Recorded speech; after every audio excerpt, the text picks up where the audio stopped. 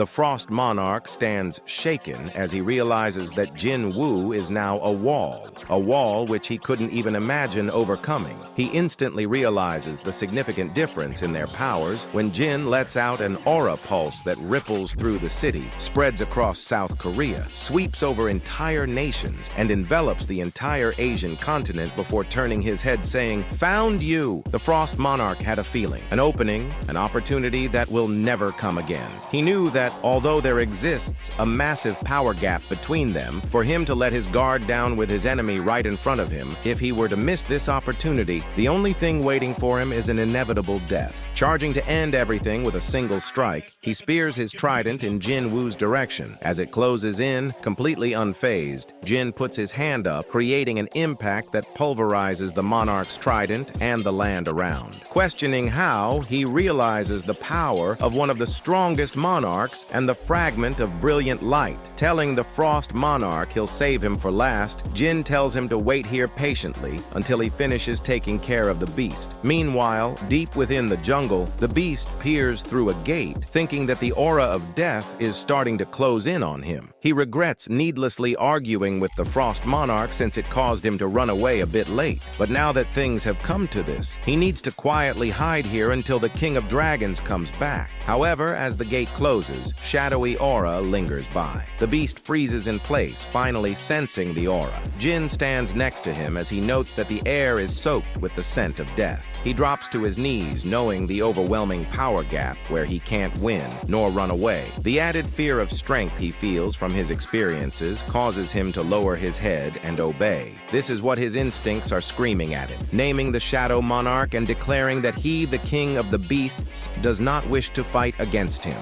He begs forgiveness for his sinful acts and offers his loyalty. He adds that in the near future, the King of Dragons will set a foot on this land with his soldiers, and he, along with his beast army, shall assist the Shadow Monarch. Jin accepts his plea, and the Beast Monarch grins, convinced of his own cunning. He believes that if Jin was the real deal, there'd be no way he'd forgive him, especially after he betrayed him once already and tried to get rid of his vessel, which was his advent onto this land. Thinking he bought time thanks to the human's foolish forgiveness and affection, he just needs to hold out until the King of Dragons gets here. And when the time comes, he will rip apart his vessel. The Beast Monarch feigns loyalty, but Jin interrupts, saying before that they need to take care of each other's debts. Jin has 5 scars from the beast's claws that pierced his heart. If the beast can survive 5 attacks, Jin will forgive him. Panic floods, and the Beast Monarch transforms into a massive wolf, seething at Jin's audacity to mock him.